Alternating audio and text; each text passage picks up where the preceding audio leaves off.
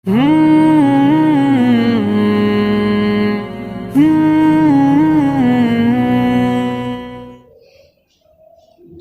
তাওবা কোরআনে কারীমের 9 নম্বর সূরা। এই সূরার 36 নম্বর আয়াতে আল্লাহ পাক বললেন,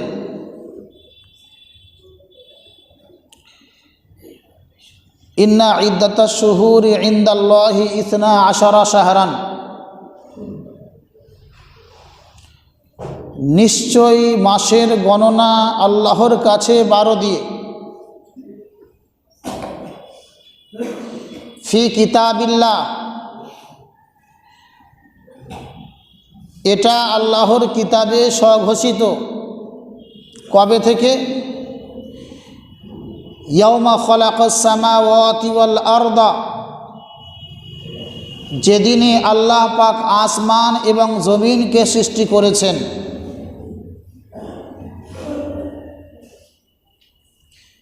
মিনহা আরবাআতুন হুরুম, এই 12টা মাসের মধ্যে 4টে মাস বড় সম্মানীয় মাস।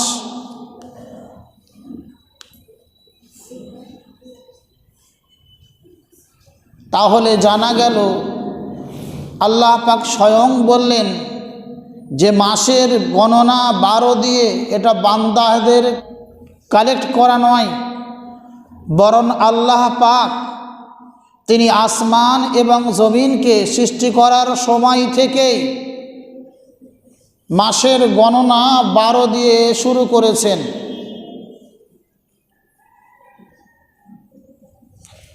যখন আল্লাহ পাক মাসের গণনা 12 দিয়ে শুরু করেছেন, বর্তমানে যে সমস্ত মানুষরা বলে যে ক্যালেন্ডার অমুকজন আবিষ্কার করেছে, তমুকজন আবিষ্কার করেছে, কোরআন বলছে এটা ডাহা, মিথ্যা কথা। বরং সত্য হলো এই যে আল্লাহ পাক আসমান এবং জমিনকে সৃষ্টি করার থেকেই 12 মাস দিয়ে বছরকে গণনা শিখিয়েছেন। এই 12টা মাসের মধ্যে 7ম মাস হচ্ছে রজব মাস। যে মাসে বর্তমানে আমরা আছি এটা রজব মাস। এই রজব মাস আইয়ামে জাহিলিয়াত থেকে বড় সম্মানে বশীভূত।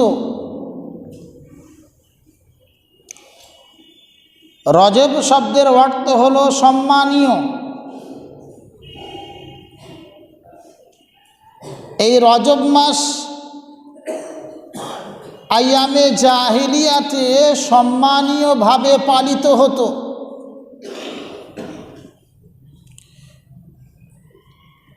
জাহিলি যুগের মানুষরা সারা বছর মারামারি, কাটাকাটি, লাঠালাঠি, পিটাপিটি করত।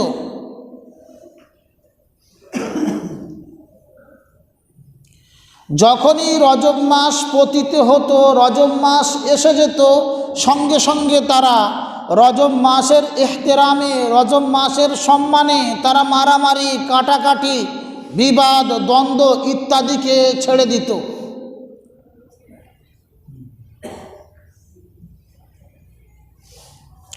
এবং এই মাসে ঝগড়া করা, গালিগালাজ করা, মারামারি করা, লাঠালাঠি করাকে অত্যন্ত বড় গুনাহ মনে করত।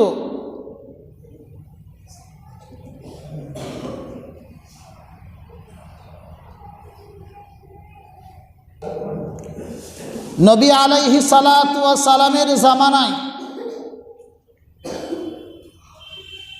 সাহাবায়ে কেরাম রাদিয়াল্লাহু তাআলা আনহুমের একটা জামাতের হাতে মুশরিকদের একজন হত্যা হয় এবং কয়েকজন বন্দী হয়। এই রজব মাসের সম্মানকে ইসলামও সমর্থন করে। শুধু এই একটা মাসকে নয়, বরং এর সঙ্গে আরো 3টে মাসকে আল্লাহ পাক মিলিয়েছেন।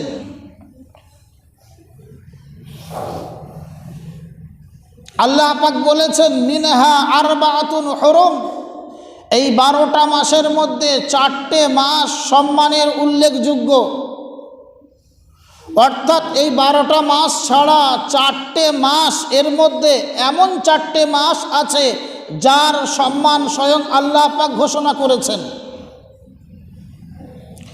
তাহলে আইয়ামে জাহিলিয়াতে, জাহিলি যুগের মানুষরা কেবলমাত্র রজব মাসকে সম্মান করত। আল্লাহ পাক বললেন না, রজব মাস কেবল নয়, রজব তো বটেই, রজবের সঙ্গে সঙ্গে আরও 3টে মাস আছে। সে 3টে মাস কি? জিলকদা, জিলহিজ্জা এবং মুহররম।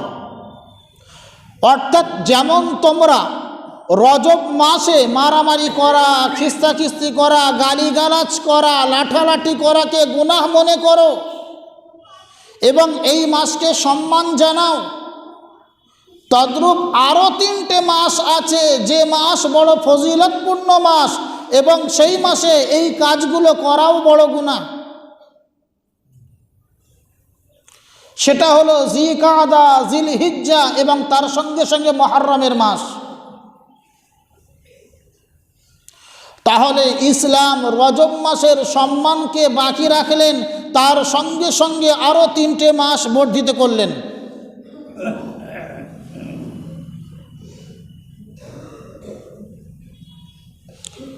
আইয়ামে জাহিলিয়াতে লোক রজব মাসকে উদযাপন করত আতিরার দ্বারাই। অর্থাৎ রজব মাস যখন উপনীত হতো, রজব মাসের সম্মানে তাদের দেবদেবীকে খুশি করার জন্য তারা এই মাসে একটা জানোয়ারকে জবাই করত। দেবদেবীর নামে জানোয়ারকে জবাই করে অন্যান্য মানুষজনকে খাওয়ার আয়োজন করত। এই খাওয়ার আয়োজনকে এরা আতিরা বলে।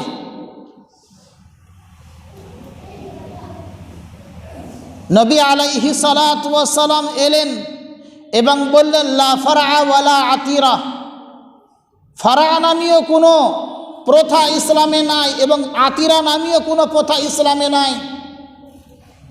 সুতরাং দেবদেবীকে খুশি করার জন্য দেবদেবীদের নামে এই মাস পড়লেই জবাই করতে হবে, এটা ইসলামে কোনো জরুরি বিধান নয়। এবং এই মাসে তারা যুদ্ধ করাকে হারাম মনে করত, ঝগড়াকে হারাম মনে করত এবং বড় গুনাহ মনে করত। নবী আলাইহিস সালাতু ওয়াস সালামের যুগে সাহাবায়ে কেরাম রাদিয়াল্লাহু তাআলা আনহুমের একটা টিম, একটা জামায়াতের হাতে মুশরিকদের একজন ব্যক্তি হত্যা হয়ে যায় এবং কয়েকজন ব্যক্তি সেখানে বন্দী হয়ে আসে। সাহাবায়ে কেরাম রাদিয়াল্লাহু তাআলা আনহুম জুমাদাল উখরার শেষ তারিখ মনে করে তাদেরকে হত্যা করেছিল এবং এই সমস্ত মানুষদেরকে বন্দী করে এনেছিল। কিন্তু বাস্তবে ছিল সেটা রজবের প্রথম দিন। যখন মুশরিকরা খবর পেল যে মুসলমানরা রজব মাসের প্রথম তারিখেই হত্যা করেছে এবং এতজন মানুষকে বন্দী করে নিয়ে গিয়েছে, তাহলে মুহাম্মদকে প্রশ্ন করা হোক, যে বলে আমার দিন পাক ও পবিত্র, আমার দিনে কোনো হারাম কাজ হয় না, আমার দিনে কোনো অপদার্থ কর্ম কেউ করে না, তাকে জিজ্ঞাসা করা যাক আশহুরে হারাম সম্পর্কে, সম্মানজনক মাস সম্পর্কে। একদল মুশরিক এসে আল্লাহর নবী সাল্লাল্লাহু আলাইহি ওয়াসাল্লামকে বলল, হে মুহাম্মদ, আশহুরে হারাম সম্পর্কে, এই সম্মানজনক মাস সম্পর্কে তোমার ধারণা কি, তোমার ফতোয়া কি, তোমার বিবেচনা কি? আল্লাহ পাক সেটাও কোরআনে কারীমের মধ্যে ঘোষণা করে দিলেন। তারা এসে বলল, এই আশহুরে হারাম সম্পর্কে, এই রজব মাস সম্পর্কে তোমার ধারণা কি? এই রজব মাসে যে তোমার একদল সাথী আমাদের একজন মানুষকে হত্যা করেছে এবং কয়েকজন মানুষকে বন্দী করে নিয়ে এসেছে, এটা কি ভালো কাজ? রাসূলুল্লাহ সাল্লাল্লাহু আলাইহি ওয়াসাল্লাম উত্তর দিলেন না, আল্লাহ পাক স্বয়ং উত্তর দিলেন। আল্লাহ পাক সূরা বাকারার 217 নম্বর আয়াতের মধ্যে আল্লাহ ঘোষণা দিয়েছেন, ইয়াসআলুনাকা আনিশ শাহরিল হারামি কিতালুন ফীহ। হে রাসূল, হে মুহাম্মদ, তোমাকে জিজ্ঞাসা করা হচ্ছে যে আশহুরে হারামের মাসে ঝগড়া করা, দ্বন্দ্ব করা, যুদ্ধ করা কি? কুল, আপনি উত্তর দিয়ে দেন, কিতালুন ফীহি কাবীর, এই মাসে লড়াই করা, যুদ্ধ করা, ঝামেলা পাকানো তো বড় গুনাহ, মহা গুনাহ বটে। কিন্তু ওয়াসাদ্দুন আন সাবিলিল্লাহি ওয়া কুফরুম বিহি ওয়াল মসজিদিল হারাম ওয়া ইখরাজু আহলিহি মিনহু আকবারু ইনদাল্লাহ। কিন্তু মনে রাখতে হবে, তোমরা যে অপকর্মগুলো করো, মুসলমানদেরকে ইসলাম কবুল করতে বাধা প্রদান করো, মুসলমানদেরকে মুরতাদ হওয়ার জন্য, ইসলাম থেকে ফিরে আসার জন্য আপ্রাণ চেষ্টা চালাও, ওয়া কুফরুম বিহি, আল্লাহকে অস্বীকার করো, আল মসজিদিল হারাম, এবং মুসলমানদেরকে মসজিদে হারাম থেকে বিরত রাখো, ওয়া ইখরাজু আহলিহি মিনহু, এবং মুসলমানদেরকে মসজিদে হারাম থেকে বার করে দাও। এগুলো কি? আকবারু ইনদাল্লাহ, সব থেকে মহা গুনাহ আল্লাহর নজদিক। তোমরা একটা গুনাহ সম্পর্কে সচেতন হচ্ছ আর হাজারো লাখো বড় বড় গুনাহ করে ফেলছো, সে সম্পর্কে তোমরা কোনোদিন অবগত থাকো না, সচেতন থাকো না। আজ মুসলমানদের হাতে ভুলে জমাদাল উখরার 29 তারিখ মনে করে তারা হত্যা করে ফেলেছে, সেটা ছিল রজবের 1 তারিখ।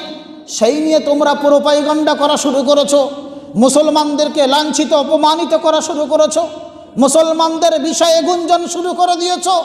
অথচ মুসলমানদের এই গুনার থেকে অধিকতম বড় গুনাহ আল্লাহর রাস্তা থেকে কোনো বান্দাকে ফিরিয়ে রাখা, অধিকতম বড় গুনাহ আল্লাহকে অস্বীকার করা, অধিকতম বড় গুনাহ আল্লাহর ঘরে কাউকে আসতে না দেওয়া, এর থেকেও বড় গুনাহ আল্লাহর ঘরে প্রবেশ করা, বান্দাদেরকে মসজিদ থেকে বার করে দেওয়া। সেগুলো তো তোমরা করতে দ্বিধাবোধ করছো না। সুতরাং কোরআনে কারীম পরিষ্কার ভাষায় জানিয়ে দিলেন যে যদিও এটা মর্যাদাশীল মাস, এই মর্যাদাশীল মাসে যে কর্মগুলো করো, শুধু যুদ্ধটা হারাম নয়, আরও অনেকগুলো জিনিস হারাম আছে যেগুলো তোমরা তার থেকে অধিক গুনাহ হওয়া সত্ত্বেও সেগুলো তোমরা করতে দ্বিধাবোধ করো না। সুতরাং এই রজব মাসকে আল্লাহ পাক সম্মানে বশীভূত করেছেন। এই রজব মাসকে আনাস বিন মালিক রাদিয়াল্লাহু তাআলা আনহু থেকে বর্ণিত আছে যে যখন রজব মাস পতিত হয়, আল্লাহর নবী সাল্লাল্লাহু আলাইহি ওয়াসাল্লাম পৃথিবীর বহু সংখ্যক কাজকে ছেড়ে দিয়ে আল্লাহর দিকে মোতাবাজ্জা হয়ে যান এবং আল্লাহর কাছে ক্রন্দন করেন এবং আল্লাহর কাছে দোয়া চান। কি দোয়া চান? আল্লাহুম্মা বারিক লানা রজব ওয়া শাবানা ওয়া বাল্লিগনা রমাদান।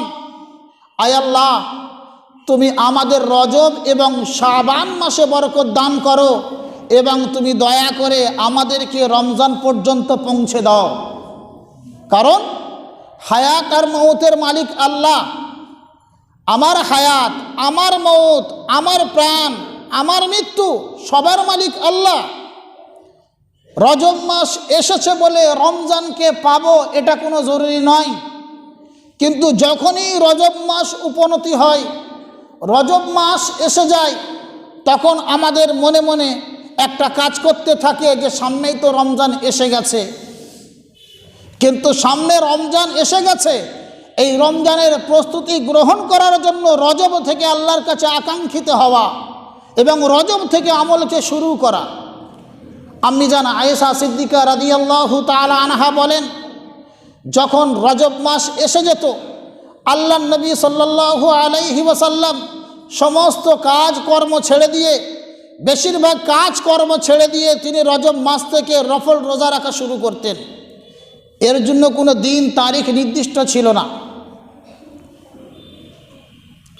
অপর রিওয়ায়াতের মধ্যে আয়েশা সিদ্দিকা রাদিয়াল্লাহু তাআলা আনহা বলেন, আমি আল্লাহর নবী সাল্লাল্লাহু আলাইহি ওয়াসাল্লামকে রজব এবং শাবান মাসে এত বেশি নফল রোজা রাখতে দেখেছি, রমজান ব্যতীত অন্য কোনো মাসে এত বেশি রোজা রাখতেন না। কারণ যদি আমরা এই রজব মাস থেকে আমরা নফল একটা দুটো করে নফল রোজা রাখতে শুরু করি, তাহলে রমজান আসলে আমাদের অনুভব হবে না যে আমাদের কষ্ট হচ্ছে কি না। কারণ প্রত্যেকটা কাজের প্রস্তুতি আমাদেরকে সেই কাজটা সহজ করে দেয়। তাই জনাবে মুহাম্মদুর রাসূলুল্লাহ সাল্লাল্লাহু আলাইহি ওয়াসাল্লাম যখনই রজব মাস উপনীত হতো, তিনি রজব মাসে বেশি বেশি নফল রোজা রাখতেন। শাবান মাস উপনীত হলে শাবান মাসে বেশি বেশি রোজা রাখতেন এবং সেই সঙ্গে সঙ্গে তারপরে রমজানের রোজা স্টার্ট করতেন।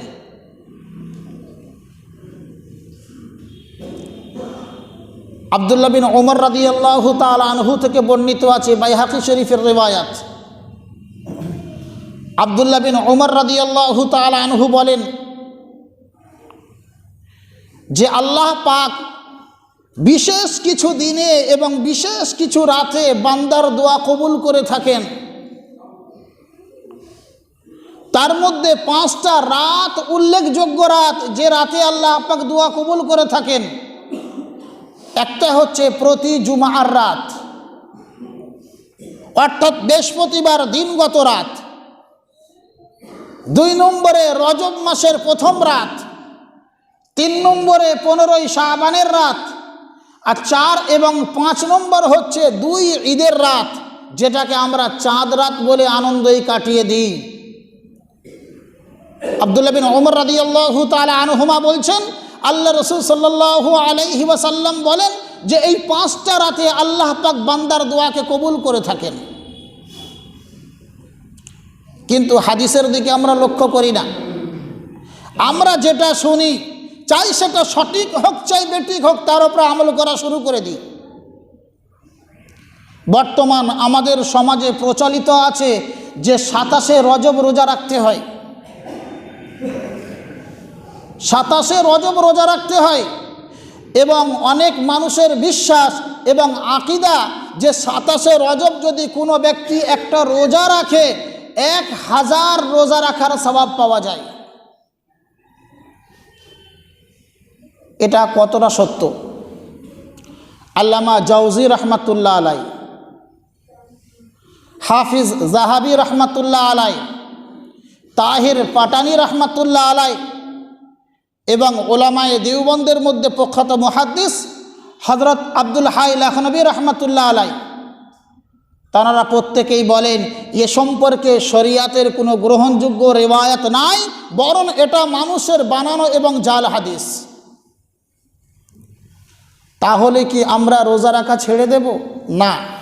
অন্য একটা রিওয়ায়াত আমরা পেশ করেছি যে আয়েশা সিদ্দিকা রাদিয়াল্লাহু তাআলা আনহা বলেন যে রাসূলুল্লাহ সাল্লাল্লাহু আলাইহি ওয়াসাল্লাম রমজানের তৈয়ারি হিসাবে রজব মাস আসার পর থেকে বেশি বেশি নফল রোজা রাখতেন।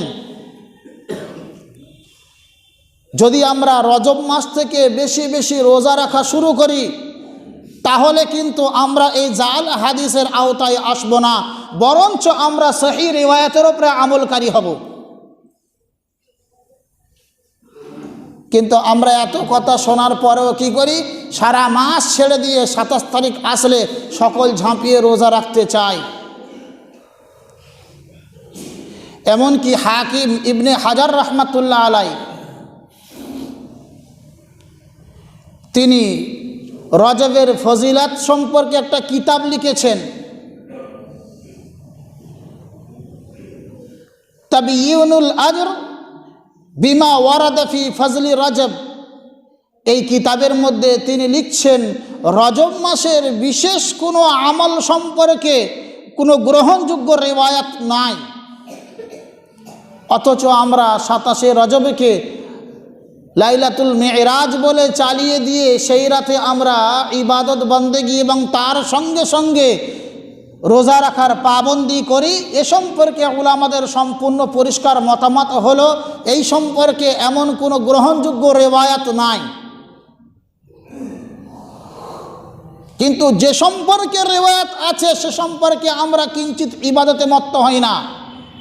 যে আয়েশা রাদিয়াল্লাহু তাআলা আনহা বললেন রাসূলুল্লাহ সাল্লাল্লাহু আলাইহি ওয়াসাল্লাম রজব এবং শাবানে বেশি বেশি নফল রোজা রাখতেন, আমরা কিন্তু সেইগুলোর ধার ধারি না। তাই আসি আমরা প্রত্যেকেই প্রতিজ্ঞাবদ্ধ হই যে রজব মাস যখন উপনীতি হয়েই গিয়েছে, রজব মাসে আমরা পদার্পণ করেছি, আমরা এই মাসে বেশি বেশি রোজা রাখবো নফল। তার মধ্যে 27 তারিখ পড়ে গেলেও আমাদের কোনো যায় আসে না, কারণ শরীয়ত কিছু আমলকে দিনের সঙ্গে সম্পৃক্ত করেছে এবং তার ফজিলত দিয়েছেন, যেমন লাইলাতুল কদর, যেমন ঈদের, যেমন জুমার। কিন্তু কিছু আমল শরীয়ত মানুষের সুবিধার্থে শরীয়ত মুতলাক রেখেছে, নফল রোজা। সেইগুলোকে যদি আমরা কোনো সময়ের সঙ্গে সম্পৃক্ত করে নিই, কোনো দিনের সঙ্গে সম্পৃক্ত করে নিই, তাহলে এর দ্বারাই আমরা ফজিলতের অধ্যায়ে কাজ করলাম না, বরং শরীয়তের মুখালাফত করে, শরীয়তের বিরোধিতা করে আমরা গুনাহ করে নিলাম। তাই আসি আমরা প্রত্যেকে নিয়ত করি যে রজব মাস যখন চলছে আমরা মাঝে মাঝে 1টা 2টো 3টে 4টে করে এইভাবে রোজা রাখবো। ইনশাআল্লাহ রমজানের রোজা আমাদের জন্য সহজ হয়ে যাবে। এবং এই দোয়াটা প্রত্যেক নামাজের পরে আমরা আল্লাহর কাছে দোয়া চাইব, আল্লাহুম্মা বারিক লানা ফি রজব ওয়া শাবান ওয়া বাল্লিগনা রমজান। আয় আল্লাহ, তুমি আমার রজব এবং শাবান মাসে বরকত দান করো এবং তার সঙ্গে সঙ্গে রমজান পর্যন্ত আমাকে পৌঁছে দাও, যেন রমজানের পবিত্র রোজা আমি পালন করতে পারি। যদি আমরা আল্লাহর কাছে দোয়া চাই তাহলে ইনশাআল্লাহ আল্লাহ পাক আমাকে আপনাকে রমজানের রোজা করিয়ে নেবেন, নতুবা আমার আপনার ডাক এসে গেলে কিছু করার থাকবে না।